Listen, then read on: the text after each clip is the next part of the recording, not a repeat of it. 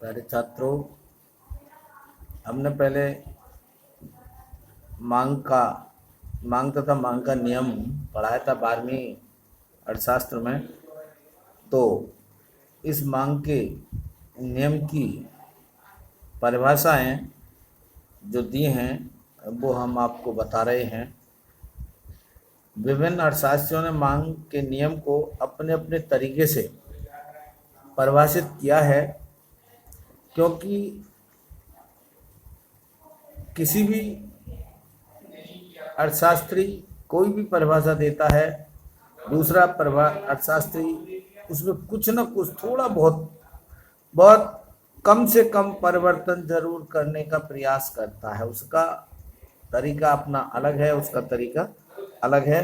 तो इसीलिए मांग के नियम की जो अलग अलग परिभाषाएं दी हैं, प्रोफेसर मार्शल ने जो दी है परिभाषा, वो प्रोफेसर मार्शल के अनुसार मूल्य घटने से मांग बढ़ जाती है और मूल्य के बढ़ने से मांग की मात्रा कम हो जाती है। ये मांग का नियम है। प्रोफेसर टॉमस ने किसी निश्चित समय पर किसी वस्तु या सेवा की मांग एक निर्धारित मूल्य पर अपेक्षाकृत कम ऊंचे मूल्य से अधिक होगी तथा अपेक्षाकृत नीचे मूल्य से कम होगी। प्रोफेसर मेयर्स ने इसकी परिभाषा दी है।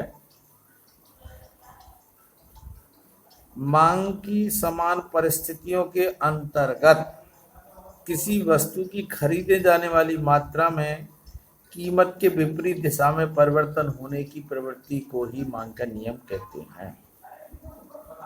अब है मांग के नियम की विशेषताएं। मांग के नियम की प्रमुख विशेषताएं निम्न प्रकार से हैं। नंबर 1, अन्य बातें समान रहने पर ही यह नियम क्रियाशील होता है, अतः यह नियम तभी लागू होगा जब उपभोक्ता की आय, संबंधित वस्तुओं की कीमतों, जलवायु आदि में कोई परिवर्तन नहीं होता है। नंबर 2 आता है, मांग एवं कीमत में विपरीत संबंध पाया जाता है।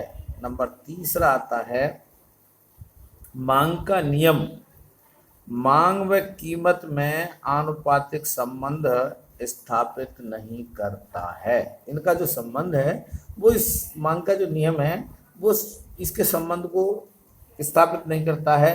उनका जो संबंध है वो अपना अलग अलग चलता रहता है। अब है मांग के नियम की मान्यताएं। इसकी कुछ मान्यता भी हैं। मांग का नियम तभी क्रियाशील होता है जब अन्य बातें अर्थात मांग की दशाएं समान रहें, तभी इसकी मान्यताएं लागू हो पाती हैं।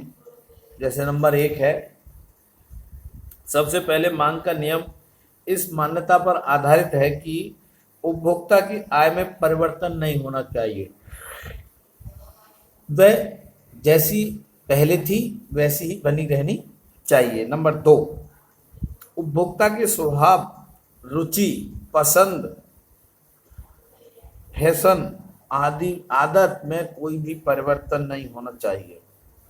नंबर 3 आता है, विचाराधीन वस्तु की संबंधित वस्तुओं, पूरक वस्तुओं के मूल्य में कोई भी परिवर्तन नहीं होना चाहिए।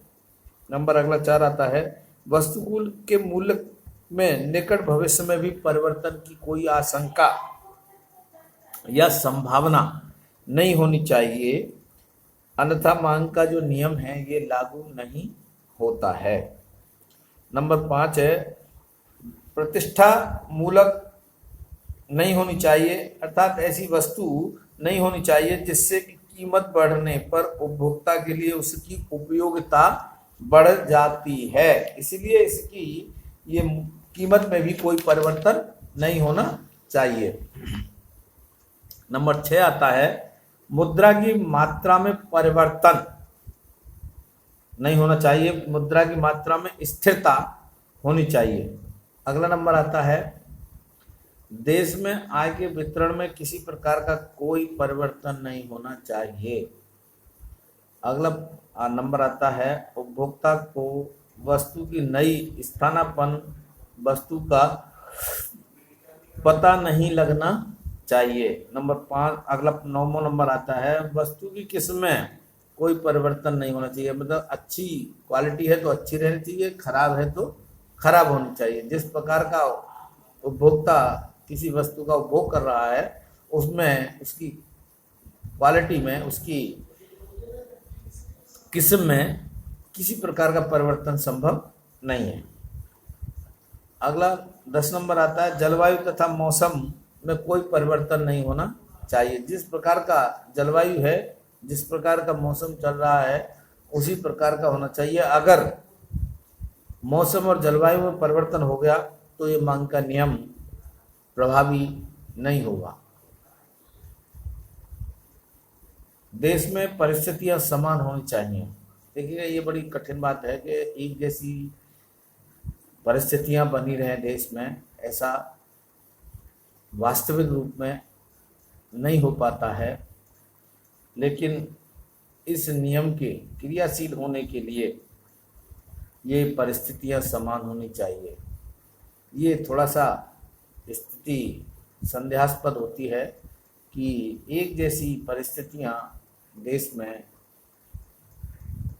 नहीं रह पाती हैं, क्योंकि उनमें कुछ न कुछ परिवर्तन जरूर हो जाता है। तो इसलिए ये स्थिति थोड़ी कठिन है, लेकिन फिर भी ऐसी स्थिति होनी ही चाहिए, तभी ये मांग के नियम की क्रियाशीलता होती है। अगर ऐसी स्थिति नहीं हो पाती है तो ये जो मांग का नियम है ये क्रियाशील नहीं रह पाएगा। अब यहीं तक है। घर पर रहें, सुरक्षित रहें, क्योंकि इस समय देश एक बहुत बड़ी आपदा से गुजर रहा है। तो इसलिए अपने आप को सुरक्षित रखें, घर पर रहें और जो आपको काम दिया जा रहा है इस काम को करते रहें। धन्यवाद।